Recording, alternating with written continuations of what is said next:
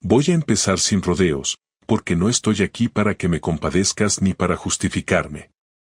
Solo quiero contarte cómo me jodieron la vida en menos de un mes.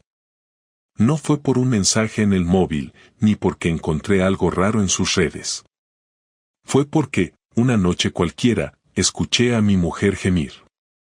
Pero no era por mí. Ni siquiera estaba yo en la habitación. Era un viernes por la noche. Había salido a cenar con mis colegas de curro. Nada raro, tapas, cervezas y volver a casa a eso de la 1. Cuando entré al piso, lo primero que noté fue el silencio. El salón estaba a oscuras, pero había luz debajo de la puerta del dormitorio. Pensé que Laura estaría viendo algo en la tablet, o leyendo, como siempre. Pero al acercarme, lo escuché. Un gemido. Luego otro. Suave, pero claro. Y no era un video, no era una película. Era ella. Respiración agitada, suspiros entrecortados. Te juro que me quedé congelado, con la llave todavía en la mano. No supe qué hacer. ¿Entrar y partirle la cara a quien estuviera ahí dentro? ¿Gritar? ¿Hacerme el loco y fingir que no escuché nada? En vez de eso, di un paso atrás, sin hacer ruido, y me fui al cuarto de Martina, nuestra hija, que estaba durmiendo en casa de su amiga. Me senté en la cama como un puto zombi. Me costó un mundo aceptar lo que acababa de pasar. Después de unos minutos, el sonido cesó. Escuché pasos. El chirrido de la cama. El clic de la ducha. Todo normal, como si nada. Como si no acabara de romperme el alma en 1000 pedazos. Y ahí empezó todo. Ese fue el momento exacto en que mi vida cambió. Ya no era el Rubén que confiaba ciegamente, que pensaba que el amor verdadero aguantaba cualquier cosa. Me volví otra persona. Frío. Despierto. Y sobre todo, muy cabreado. No confronté a Laura esa noche. Fingí estar dormido cuando entró a la habitación. Ella se metió en la cama, me dio un beso en la nuca, y se acomodó como si nada. ¿Sabes lo que se siente tener a tu traidora abrazándote mientras tú fijas la respiración para no romper a llorar? A partir de ahí, empecé a mirar todo con otros ojos. Cada gesto, cada excusa, cada mirada al móvil, cada ducha larga. Pero no fui impulsivo. No monté un escándalo. Me quedé callado. Frío. Calculador. Porque si algo tenía claro era que no pensaba pasar página como un pringado. No. Yo iba a saber la verdad. Y cuando la supiera, iba a hacer que le doliera. Mucho. Durante los siguientes días, mi vida fue una rutina programada con precisión, como si no hubiese escuchado nada aquella noche, como si no supiera que mientras yo salía a tomarme unas cañas, mi mujer tenía a otro metido en mi cama.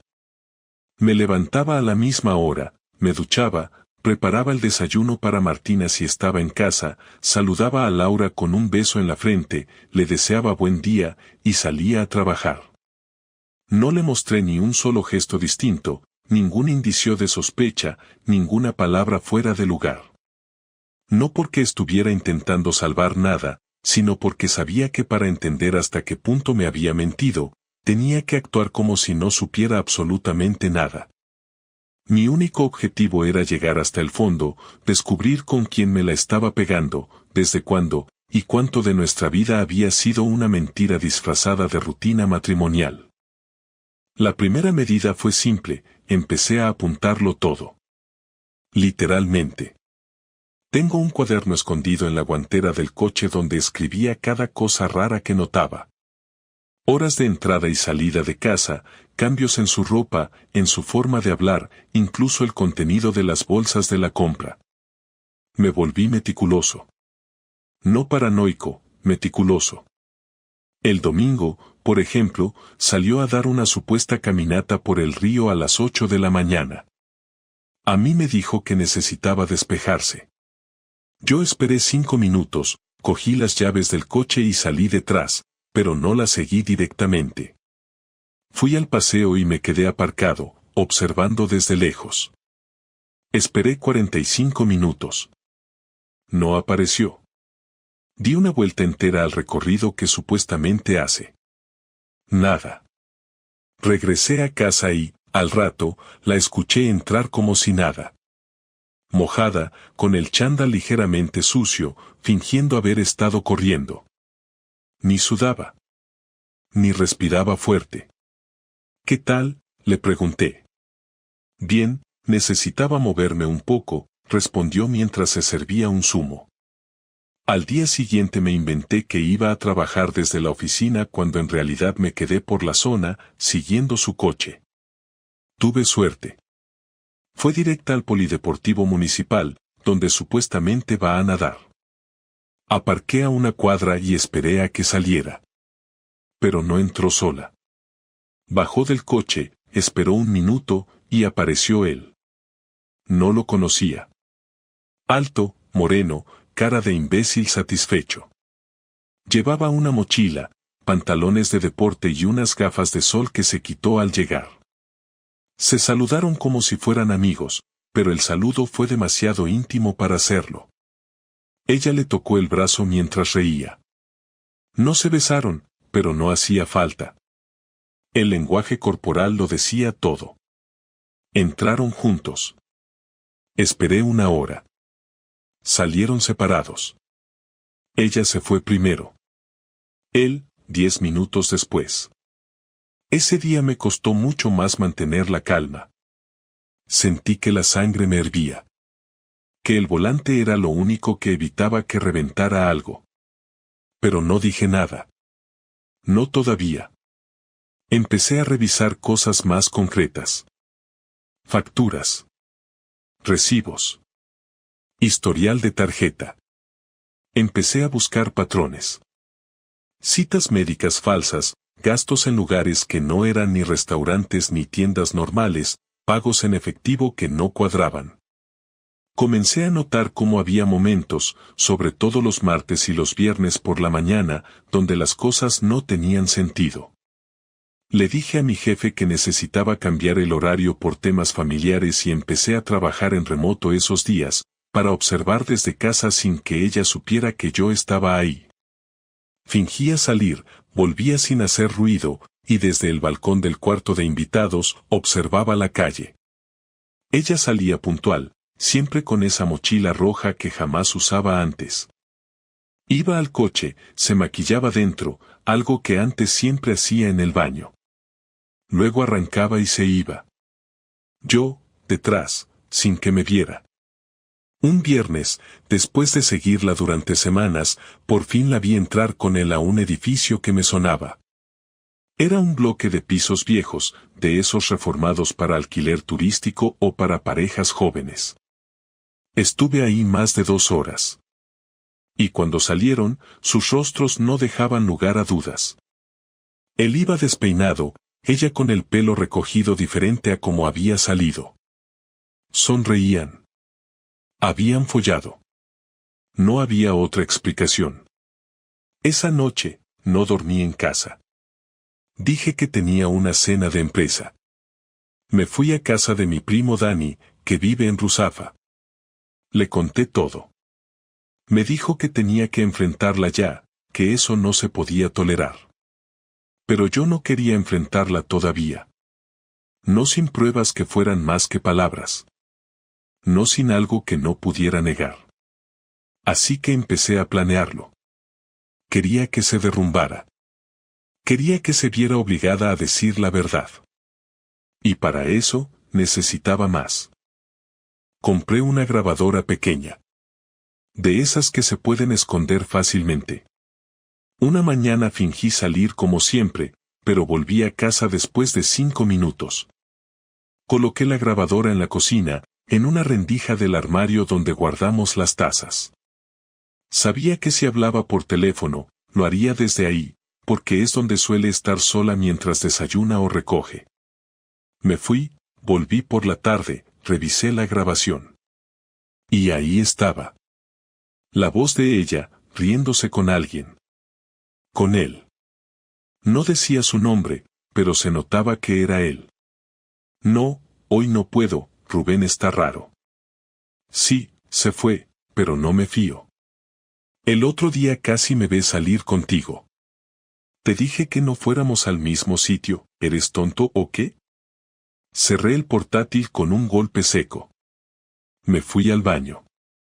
Me miré al espejo durante un buen rato.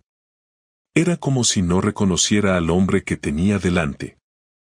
Tenía los ojos rojos, la mandíbula tensa, y las manos temblaban. Pero no de miedo. De rabia. Porque ya estaba todo claro. Ya no era una suposición. Ya no era una sospecha. Me la estaba pegando. Me mentía cada mañana, cada noche, cada vez que decía te quiero. A partir de ahí, todo cambió. Me volví aún más distante. Fingía. Sonreía. Pero ya no dormía. No comía bien. Cada vez que ella me tocaba, me daban arcadas.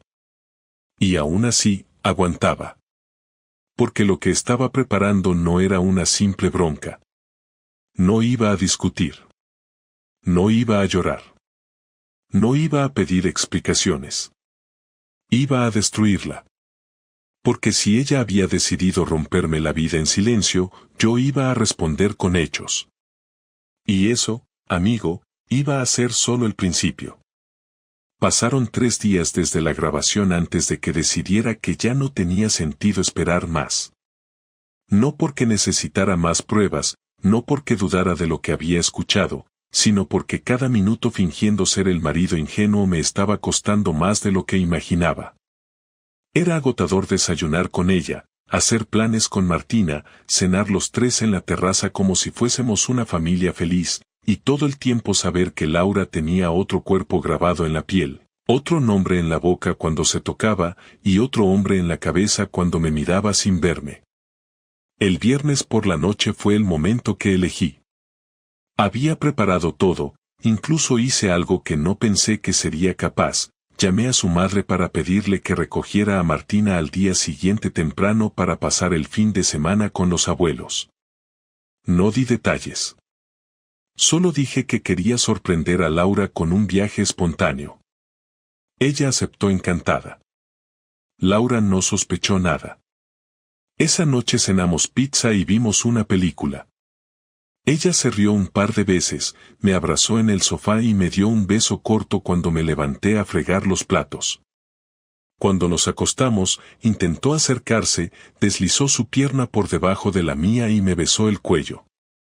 Yo simplemente me giré como si estuviera cansado. Le dije que había tenido un día largo, que mañana hablaríamos de algo importante. Ella respondió con un vale casi indiferente, como si no tuviera la menor idea de lo que se le venía encima. A la mañana siguiente, preparé el desayuno mientras ella dormía. Martina ya estaba lista cuando bajó la madre de Laura a buscarla. Se dieron un beso y se despidieron como si fuera un sábado cualquiera. A las 10, Laura seguía en bata, sentada en el sofá con el café en la mano, mirando el móvil. Yo me senté enfrente, le dije que necesitábamos hablar y que apagase el teléfono. Me miró un segundo, frunció el ceño y dejó el móvil a un lado sin protestar. No parecía alarmada. Se notaba tranquila, lo cual solo me confirmó lo buena actriz que era. Le dije que llevaba semanas sabiendo lo que pasaba. No usé rodeos. Le hablé de los gemidos aquella noche, del seguimiento, del tipo del gimnasio, de las veces que salía supuestamente a correr, del recibo del restaurante, de la grabación donde decía que no podía ver al imbécil porque yo estaba raro. Le conté todo, cada detalle. Ella no dijo ni una palabra durante los primeros 5 minutos. Me miraba como si estuviera oyendo a alguien contarle la trama de una película en la que no había participado. Cuando terminé, seguía sin hablar. Le pregunté si tenía algo que decir. Lo primero que salió de su boca fue no es lo que piensas, y esa frase, esa maldita frase, fue lo que me hizo reír. No una risa divertida. Una risa seca, hueca, cortante. Le dije que no se atreviera a insultar mi inteligencia con frases de manual. Que si iba a mentirme, al menos lo hiciera con algo original. Entonces se levantó, dejó la taza en la mesa con más fuerza de la necesaria y empezó con la típica historia de que se sentía sola, de que yo ya no la miraba igual, de que nuestra vida se había vuelto monótona, de que no buscó a nadie, pero alguien apareció y la hizo sentirse viva otra vez. Le pregunté si se había sentido viva también las veces que volvió a casa, se metió en mi cama y me abrazó como si nada. Si se sintió viva las veces que me dijo te quiero después de estar horas con otro hombre. No respondió. Bajó la mirada. Le pregunté cuántas veces. Dijo que no lo sabía. Le pregunté si lo amaba. Dijo que no. Le pregunté si pensaba dejarme. Dijo que no quería hacerme daño. Le dije que ya lo había hecho. No gritábamos.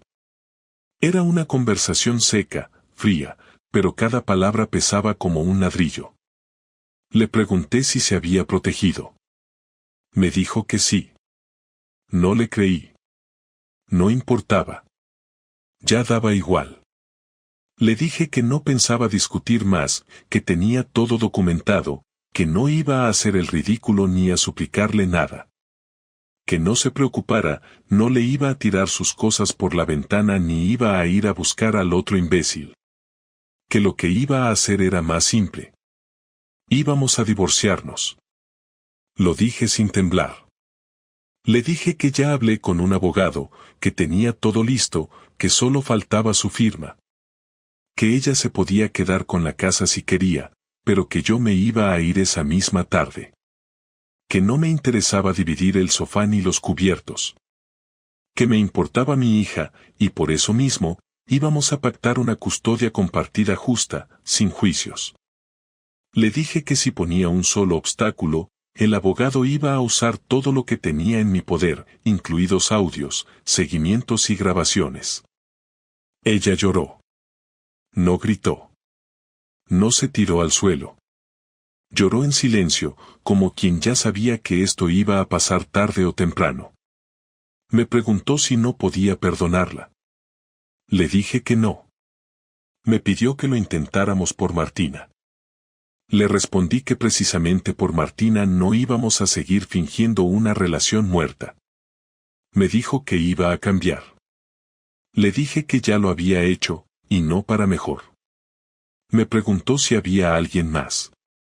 Le dije que no necesitaba a nadie más para saber que no quería estar con ella. Me preguntó dónde iba a vivir. Le dije que eso no era de su incumbencia. Me preguntó si la odiaba. Le dije que no, que eso sería concederle demasiado. Que simplemente ya no me importaba. Que estaba muerta para mí. Guardó silencio un rato, como si procesara lo que acababa de escuchar. Luego se levantó y se encerró en el baño. Yo recogí mis cosas básicas, metí ropa en una maleta pequeña, cogí la carpeta con los papeles del abogado, y salí. No miré atrás. No escuché si lloraba o si rompía algo. Me fui, no como un hombre destruido, sino como alguien que por fin podía dejar de fingir. Lo que vino después no fue paz. Fue vacío. Pero un vacío honesto. Y eso, comparado con las mentiras en las que había vivido, ya era un avance. Cuando salí de casa con la maleta, no tenía un destino claro más allá de la idea de no volver a dormir bajo el mismo techo que Laura. Me fui directo al piso de mi primo Dani, el mismo que me había escuchado semanas atrás y que me había ofrecido su sofá sin pensárselo 2 veces. Me recibió con una mirada seria, sin preguntas. Solo me dijo que el cuarto de invitados estaba libre, que si necesitaba ropa limpia él tenía de sobra, y que no hacía falta que explicara nada. Esa noche no hablé mucho. Cenamos juntos, vimos un partido sin decir una palabra sobre lo que había pasado, y luego me fui a la habitación a quedarme solo con el silencio. No dormí mucho. No porque estuviera mal, sino porque tenía demasiadas cosas en la cabeza, entre ellas la más importante, dejar de ser la víctima y empezar a mover las piezas de la revancha que llevaba planeando desde que confirmé que me la estaba pegando. No me refiero a venganza con violencia ni con gritos, sino algo más eficiente, más calculado, algo que de verdad le doliera y que además me sirviera para recuperar el control de la historia. Ya había hablado con mi abogado, había dejado claro que quería el divorcio sin espectáculos, pero eso no implicaba que no pudiera ajustar cuentas. Empecé por lo más básico, preparar una carpeta con todo lo que tenía documentado, no solo por si Laura intentaba hacerse la víctima o manipular las cosas delante de familiares y amigos, sino también para mostrarle a las personas cercanas a mí, y a ella, que no estaba abandonando un matrimonio feliz ni rompiendo una familia porque sí. Tenía audios, fechas, horarios, fotos de sus encuentros, pruebas de los lugares donde decía estar y en realidad no estaba, e incluso la grabación donde hablaba con él sin saber que alguien la escuchaba. Lo siguiente fue más frío, pero necesario. Llamé al padre de Laura, una persona a la que siempre respeté, y le pedí tomar un café en persona. Le expliqué la situación sin rodeos, sin dramatismo, sin buscar su compasión. No lo hice por rencor, sino porque sabía que Laura le iba a contar una versión edulcorada o manipulada para justificarse. Él se quedó callado la mayor parte del tiempo, no me interrumpió ni una sola vez, y al final solo me dijo que lo sentía, que no esperaba algo así de su hija, y que me agradecía la honestidad. Me pidió que no le contara a Martina aún. Le respondí que eso lo decidiría yo, que no iba a mentirle a mi hija, pero que tampoco iba a meterla en medio. No quería que pensara que tenía que elegir entre nosotros. Quería que supiera la verdad, pero sin obligarla a odiar a su madre. Era complicado, pero no imposible. Después contacté con uno de los compañeros de Laura en la clínica. No porque me interesara su opinión, sino porque tenía sospechas de que el otro tipo podía estar relacionado con el gimnasio donde ella colaboraba como fisioterapeuta externa. Y no me equivoqué. No solo lo conocían, sino que al parecer, hacía meses que había rumores. Incluso uno de los empleados, que era cercano a mí desde antes de que Laura montara la clínica, me confesó que una vez los vio salir del mismo coche, por separado, en plena mañana laboral. Con eso confirmé que su vida paralela no era ningún secreto para algunos. Solo lo era para mí. El último paso, y el más frío, fue preparar una serie de sobres con copias de toda la documentación. Uno para ella, otro para su familia, otro para el abogado, y uno más por si acaso. Cada sobre tenía una carta explicando que no necesitaba explicaciones, que lo único que pedía era una separación rápida, que no buscaba humillarla en público, pero que si ella intentaba jugar sucio, entonces sí lo haría. Sabía que eso iba a afectarla más que cualquier grito. No hay forma elegante de destruir a alguien, pero hay formas precisas de hacerlo, y eso era lo que estaba haciendo. La entrega del sobre a Laura fue directa. Se lo dejé encima de la mesa de la cocina el lunes por la mañana, justo antes de que fuera a trabajar. No lo acompañé con ninguna frase rimbombante ni con amenazas. Solo le dije que tenía que leerlo, que firmara lo que estaba dentro y que no intentara buscarme hasta que todo estuviera legalmente resuelto. Me miró como si no entendiera nada, como si aún no se creyera que esto iba en serio. Me preguntó si podíamos hablar esa noche. Le dije que no.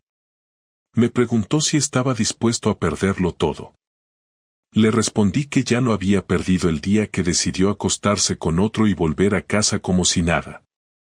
Me pidió que pensara en Martina. Le dije que pensaba en ella cada minuto, y que precisamente por eso, esto tenía que terminar. Esa semana fue un desfile de reacciones. Su madre me llamó llorando. Le dije que entendía su dolor, pero que no iba a cambiar de opinión. Un amigo en común me escribió para decirme que Laura estaba destrozada. No respondí. Otro me dijo que me admiraba por haber mantenido la cabeza fría. Dani me dijo que si quería quemar su coche, él traía la gasolina. Nos reímos un poco, pero solo por desahogo. La rabia estaba ahí, pero ya no era furia ciega. Era otra cosa. Era decisión. Con Martina mantuve la calma. No le solté toda la verdad de golpe, pero tampoco le mentí. Le dije que su madre y yo habíamos decidido separarnos, que no era su culpa, que la queríamos igual, y que íbamos a seguir siendo sus padres aunque no viviéramos juntos. Me preguntó si estábamos bien. Le dije que no, pero que íbamos a estarlo. Me abrazó. Lloró. Yo también, pero en silencio.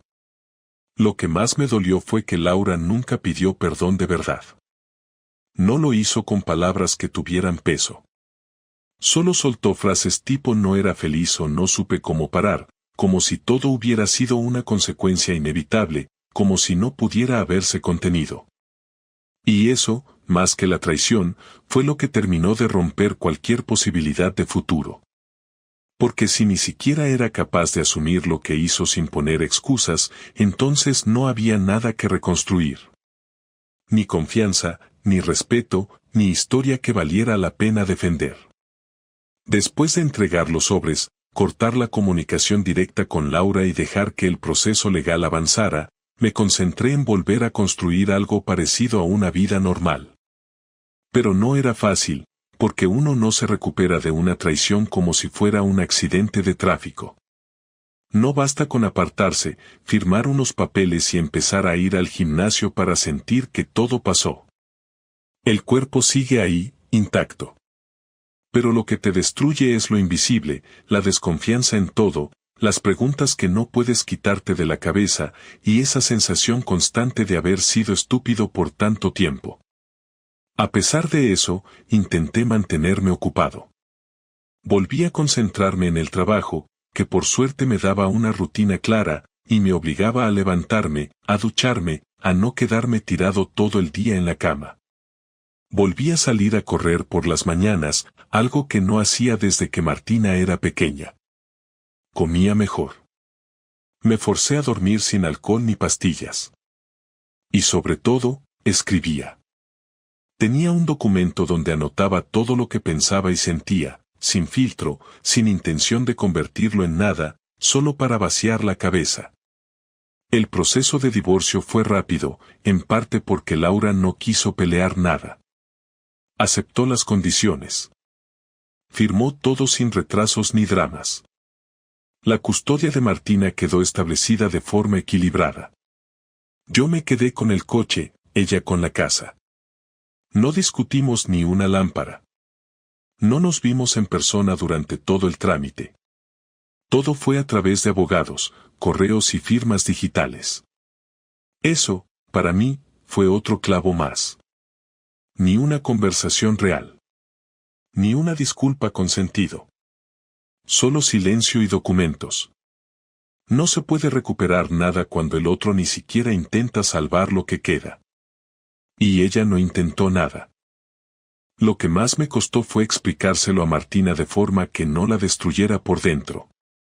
Y no porque pensara proteger a Laura, sino porque entendía que para mi hija, su madre era un pilar, y no quería ser yo quien la derrumbara completamente. Hablamos más de una vez. Le fui contando por partes. Le dije que su madre había tomado decisiones equivocadas, que había alguien más, que me lo ocultó, y que por eso ya no estábamos juntos. No usé insultos. No le mostré pruebas. No busqué que la odiara.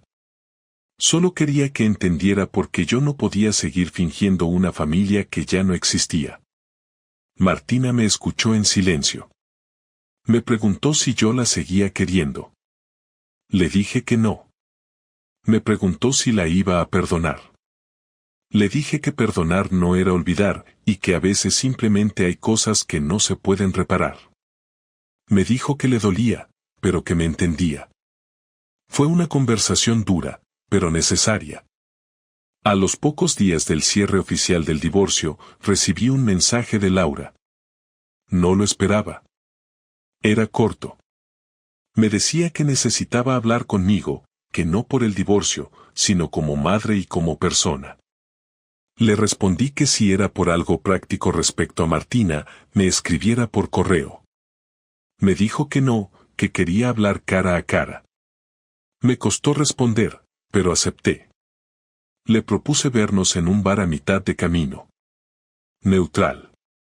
Público. Nada que pudiera prestarse a discusiones privadas ni a lágrimas exageradas. Llegó puntual. Se veía distinta. No tanto por fuera, aunque algo había en su expresión. Como si hubiera envejecido en un mes.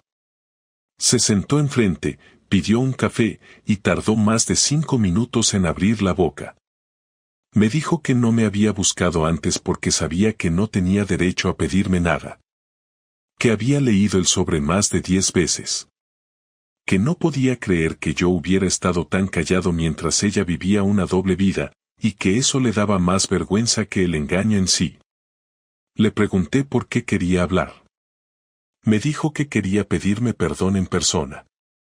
No porque pensara que eso cambiara algo, sino porque no podía vivir sabiendo que nunca lo había hecho. Le pregunté si de verdad no había pensado nunca en decir la verdad mientras lo hacía. Me respondió que cada vez lo pensaba, pero que siempre se convencía de que no era el momento. Me preguntó si había algo que pudiera hacer para que yo no la odiara. Le dije que no la odiaba. Que el odio implica todavía darle espacio a alguien y que yo ya la había sacado completamente de mi vida. Me dijo que lo entendía, pero que necesitaba escucharlo. Que no esperaba reconciliación ni consuelo, solo un cierre decente. Le dije que eso ya lo habíamos tenido, y que ella fue la que lo rechazó cuando eligió mentir día tras día. Me miró con los ojos humedecidos, pero no lloró. Me dijo que el otro tipo, el del gimnasio, no era nada ya. Que se dio cuenta de que solo fue un escape. Le respondí que eso era problema suyo. Que yo ya no tenía interés en saber qué hacía con su vida. Terminó el café, pagó, me agradeció que la hubiera escuchado, y se fue. No nos tocamos. No hubo abrazo. No hubo mirada final. Solo se levantó, dijo adiós, y desapareció por la puerta. Volví a casa con una mezcla de alivio y rabia. Alivio porque ya no había nada pendiente. Rabia porque esa conversación debería haber ocurrido meses atrás, cuando aún existía algo que salvar. Pero no me quedé enganchado en eso. Era lo último que necesitaba cerrar.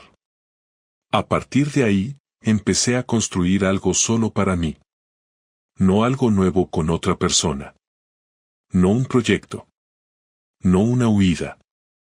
Solo espacio. Silencio. Rutina sin mentiras. No fue una historia épica. No hay final heroico. No hay redención. Solo decisiones tomadas después de demasiadas señales ignoradas. Y un hombre que aprendió que el amor no es suficiente cuando el respeto se pierde. Lo que venga después ya no tiene nada que ver con ella. Y eso, por fin, se siente bien. Pasaron semanas desde aquella última conversación con Laura y no volví a saber de ella más allá de lo necesario para lo relacionado con Martina. Se volvió todo administrativo, recoger a la niña, horarios de colegio, algún correo sobre cosas prácticas. Ella cumplía, no se metía, no escribía de más. Supongo que entendió que ya no había nada que pudiera decirme para revertir lo que había roto. Yo tampoco tenía ganas de seguir dándole vueltas. No me interesaba saber si estaba saliendo con alguien, si lloraba en silencio o si su familia le había dado la espalda. Todo eso había dejado de pertenecer a mi vida. La relación con su entorno también desapareció. Amigos en común dejaron de estarlo. Algunos se posicionaron, otros simplemente se alejaron sin decir nada, como si nuestra historia hubiera sido algo incómodo de ver desde afuera.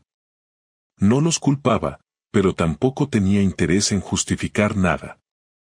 A los pocos que me preguntaron directamente, les conté lo justo. A los que no dijeron nada, los dejé ir sin dramas. Con el tiempo, volví a ver a algunas personas que tenía medio olvidadas. Antiguos compañeros del trabajo, colegas del barrio, incluso vecinos con los que antes apenas intercambiaba saludos, pero que al verme solo, empezaron a invitarme a tomar algo. Nunca les conté toda la historia. Decía simplemente que me había separado y que ahora estaba recomponiendo todo. A la mayoría le bastaba con eso. No buscaban detalles. Lo curioso es que en ese tipo de interacciones, uno se da cuenta de cuántos otros han pasado por algo parecido y no lo dicen. Me llegaron historias que me hicieron ver que lo mío no era tan excepcional como pensaba. A veces, uno cree que el mundo se acaba cuando lo traicionan, hasta que escucha relatos mucho más oscuros y ve que la gente sigue de pie. Con Martina la relación fue ganando en profundidad. Pasamos más tiempo juntos, y poco a poco ella se fue abriendo más. Me contaba cosas de su día a día, de cómo veía a su madre más callada, más apagada. Me preguntaba si creía que ella estaba triste, y le decía que probablemente sí, pero que eso no era asunto nuestro. Una tarde, mientras volvíamos del cine, me preguntó si yo pensaba volver a enamorarme. Le dije que no estaba pensando en eso. Me preguntó si todas las parejas se rompen.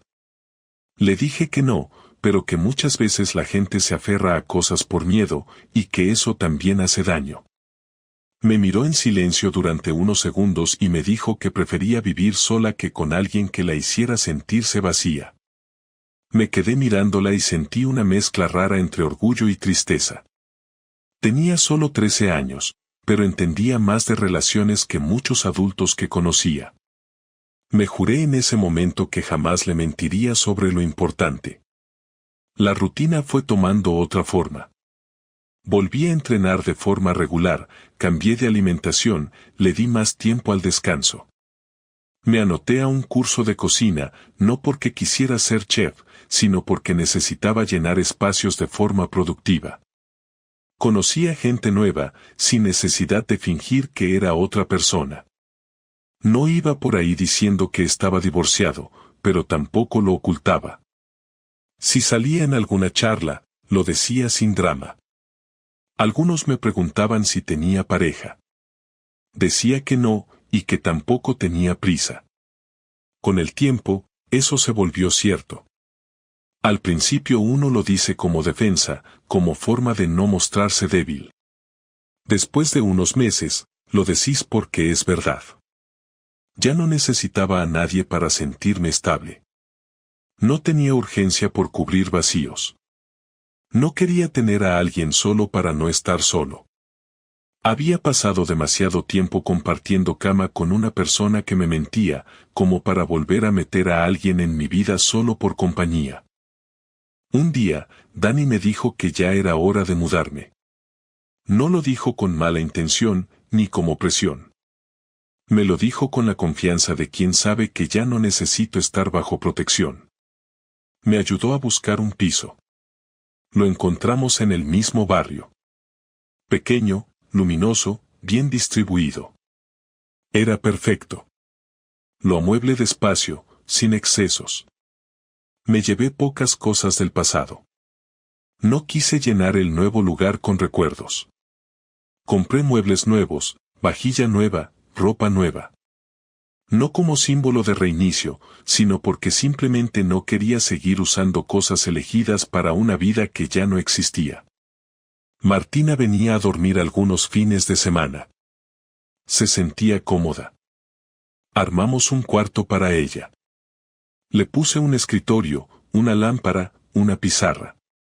Me pidió tener plantas. Compramos juntas un par. Se reía porque decía que ese piso parecía más un taller que una casa, pero que le gustaba porque todo era tranquilo. Después de un tiempo, Laura me escribió un mensaje más. Me dijo que solo quería decirme que me admiraba por cómo había manejado todo. Que sabía que nunca iba a recuperar mi confianza, pero que esperaba que al menos pudiera recordarla sin odio. No le respondí. No porque me diera igual, sino porque ya no necesitaba seguir escribiendo más capítulos con ella. Todo lo que teníamos que decirnos ya estaba dicho. Cualquier cosa nueva era solo repetir lo anterior con otras palabras. No borré su número. No lo bloqueé. Solo lo dejé ahí, como algo más que ya no usas. Hoy puedo decir que no me arrepiento de nada. Ni siquiera de haber estado con ella tantos años. Aprendí cosas que de otra forma no habría aprendido. Me conocí en situaciones que jamás imaginé. Vi hasta dónde llegaba mi paciencia, mi resistencia, mi capacidad para mantener la calma cuando todo alrededor era un desastre. No me volví mejor persona por lo que pasó, pero sí más claro. Ya no tolero medias tintas, no aguanto gente que juega con los demás como si nada tuviera consecuencias. No estoy amargado, pero estoy despierto. Y eso, para alguien que fue engañado durante meses en su propia casa, ya es suficiente. No busco revancha. No quiero que Laura sufra. No me interesa si está con alguien o si se pasa las noches sola. No le deseo mal, pero tampoco me preocupa si le va bien. Solo quiero que viva su vida lejos de la mía. Y que Martina crezca sabiendo que su padre supo poner límites sin perder la cabeza. Lo demás, ya no importa.